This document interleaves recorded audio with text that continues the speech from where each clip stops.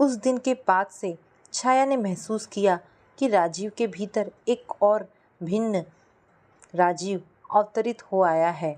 व्यवहार और प्रकृति के स्तर पर इस जाने पहचाने राजीव से बिल्कुल उलट।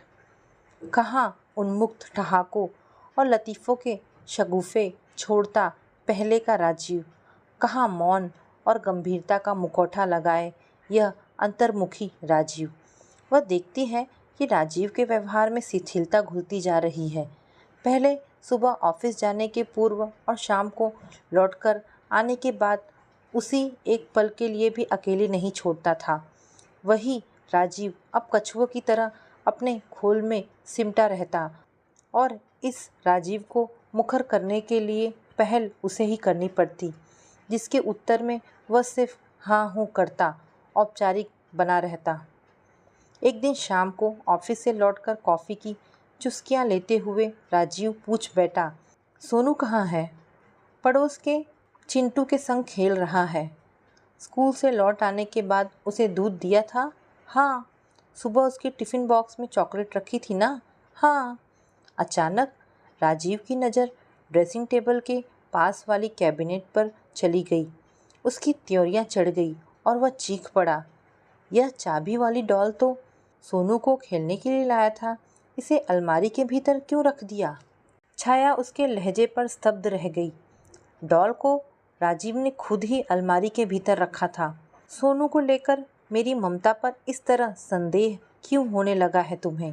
छाया की आवाज़ अनायासी भर्रा उठी। मैंने ऐसा तो कुछ नहीं कहा। राजीव एक पल को सकपका गया। चेहरे की रेखाएं भी बहुत कुछ अनकहा कह देती है राजीव। छाया ने अटक अटक कर कहना जारी रखा, पहले भी कह चुकी हूँ, मैं तुम दोनों को ही बहुत प्यार करती हूँ। तुम्हारा इस तरह खामोश रहना मुझसे सहा नहीं जाता यार। प्यार की नींव तो विश्वास पर टिकी होती है ना। विश्वास करो, मैं सोनू को अपने कोख जने बच्चे के तरह ही प्यार करती हूँ और दूसरे बच्चे के आने के बाद भी इस स्थिति में कोई परिवर्तन नहीं आएगा। एक संडे को रात में टीवी पर दूसरी माँ फिल्म दिखाई जा रही थी। फिल्म सौतेली माँ के जुल्म और कठोर व्यवहार वाले कथानक पर आधारित थी। फिल्म देखते हुए दोनों के बीच मौन पसरा रहा। फिल्म समाप्त होने पर छाया ने हंसते हुए टिप्पणी जड़ी, ये फिल्म वाले भी ना कल्पना की कैसी कैसी बेतुकी उड़ान भरने लगते हैं और अपनी सनक में फिल्म को अविश्वसनीय ही नहीं नकारात्मक और वाहियत बना डालते हैं। कमबख्त ने सारा मूड खराब कर दिया। दूसरे दिन ऑफिस जाते हुए राजीव ठंडे लहजे में बोला, क्यों ना सोनू को हम किसी अच्छे बोर्डिंग स्कूल में डाल दें।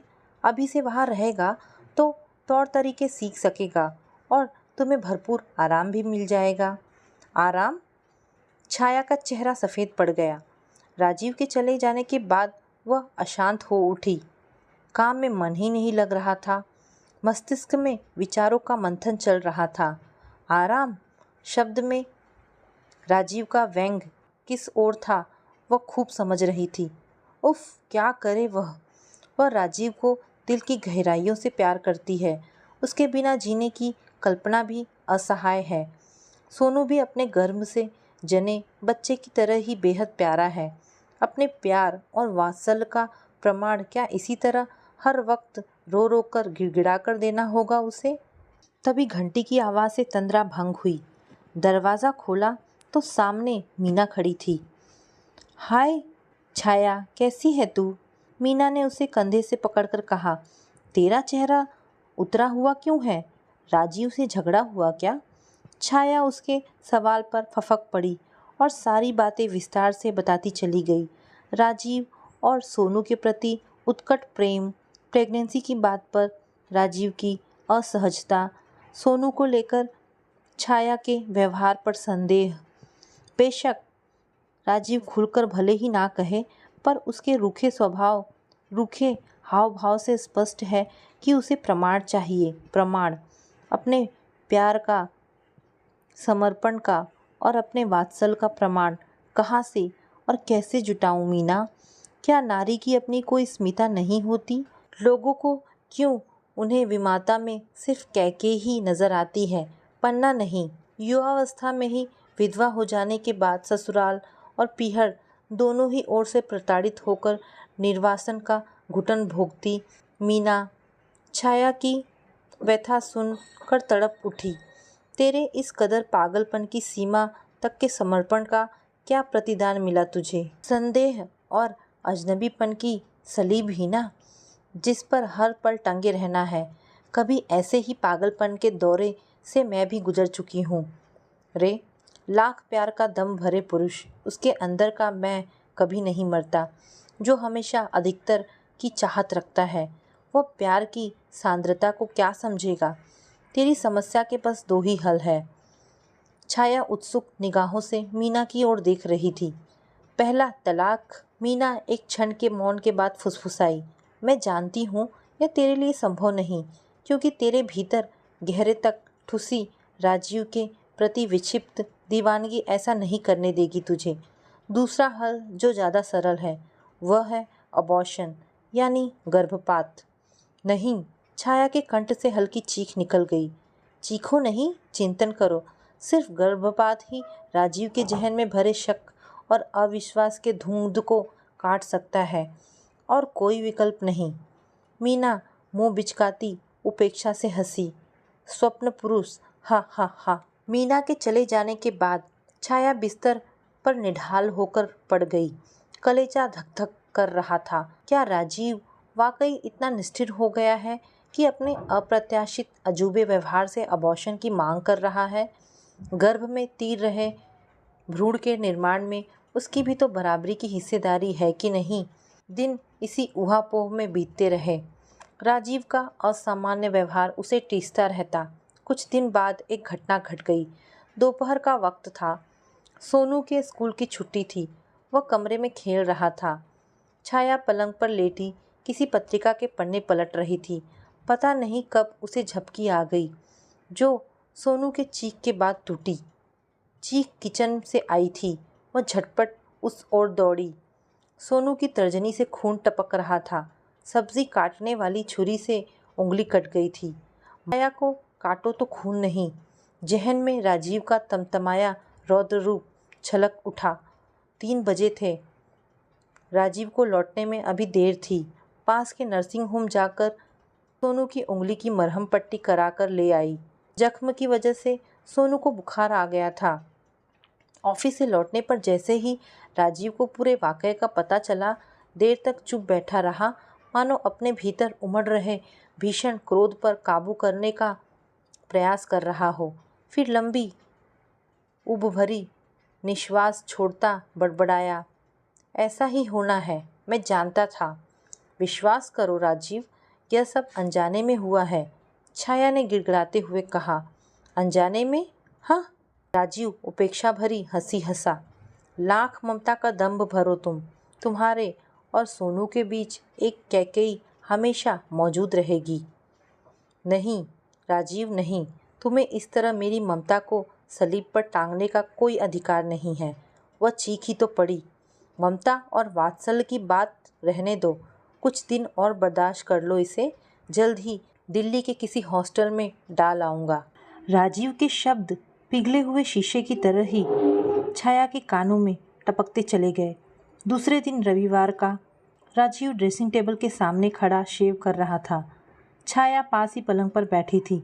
दोनों के बीच मौन किसी घने कुहासे की तरह पसरा हुआ था।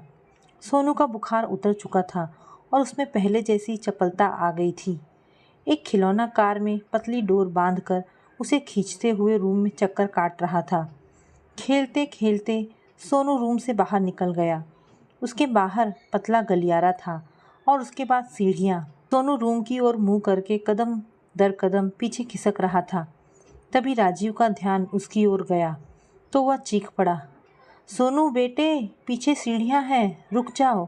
छाया में ना जाने कहाँ से फुर्सत आई कि वह तीर की तरह सोनू की ओर लपकी, और इसके पहले कि सोनू का अगला कदम सीढ़ियों पर पड़कर लड़खड़ाता, छाया ने उसको बाहों से पकड़कर सामने की ओर खींच लिया। सोनू तो बच गया, पर वह स्वयं का संतुलन नहीं रख पाई और सीढ़ियों के नीचे लुढ़कती चली गई। चिर परिचित नर्सिंग होम, गायनी विभाग का ओटी, ओटी के भीतर की सिहरा देने वाली शमशानी खामोशी, खामोशी का कोहरा लपेटे अष्टावक्री टेबल, टेबल पर सुलग पड़ी छाया की देह।